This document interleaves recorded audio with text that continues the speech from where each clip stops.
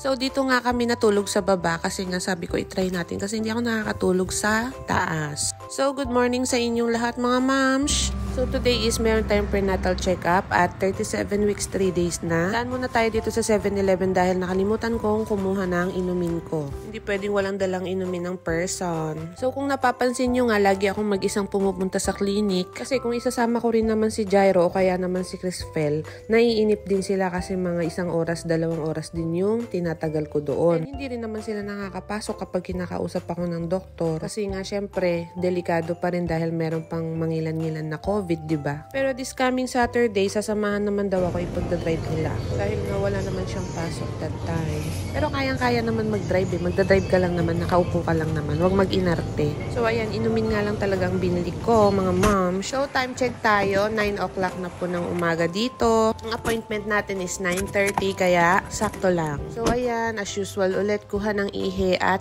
BP.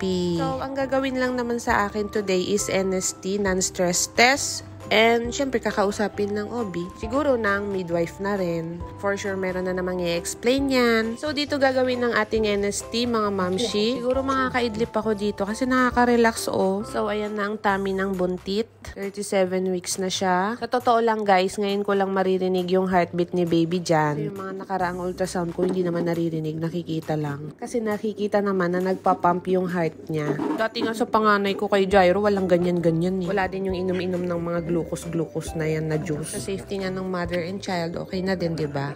Tapos ayun nga, ito daw, pindutin ko to pag may movement akong naramdaman kay baby. Yan na yung nurse call po yun. Isang pindot-pindot doon. So, approximately 20 minutes po ang hihintayin natin. Ako sana hindi ako maihi. Pakinggan natin yung heartbeat ni baby.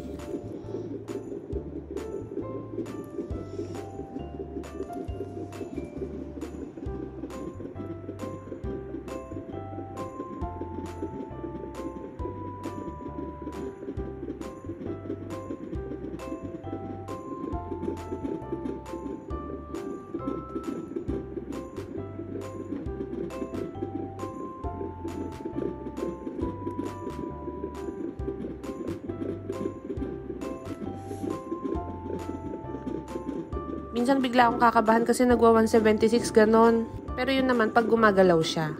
Inaantok-antok nga ako dyan at hindi ako nakatulog. Gusto ko nga ipasara yung kortina nila kasi medyo nasisilaw ako. So, dyan ako nang galing kanina. Hinihintay ko lang na tawagin ako ng OB ko. So, dahil CS tayo, ito yung binigay na papel sa akin. So, ang delivery natin is next week na. The day before ng surgery, kailangan pumunta ka na ng 1:30. Kailangan mo nang mag-lunch din para ma-assess ka na nila. Tapos, yung dinner sa kanila na po manggagaling. So, kinabukasan for sure wala kang breakfast kasi kailangan mo mag-fasting. Then, i-allow ka nilang maligo. So, sinabihan din nila ako dito na wag magdala ng large amount of cash. Syempre, pag nawala, diba? Then, kailangan wala kang suot ng mga accessories. Normal lang naman na ganun, diba? So, ayun nga, babalik tayo this coming Saturday. Yun lang. Thank you for watching. Panoorin nyo rin yung next video ko. Bye-bye!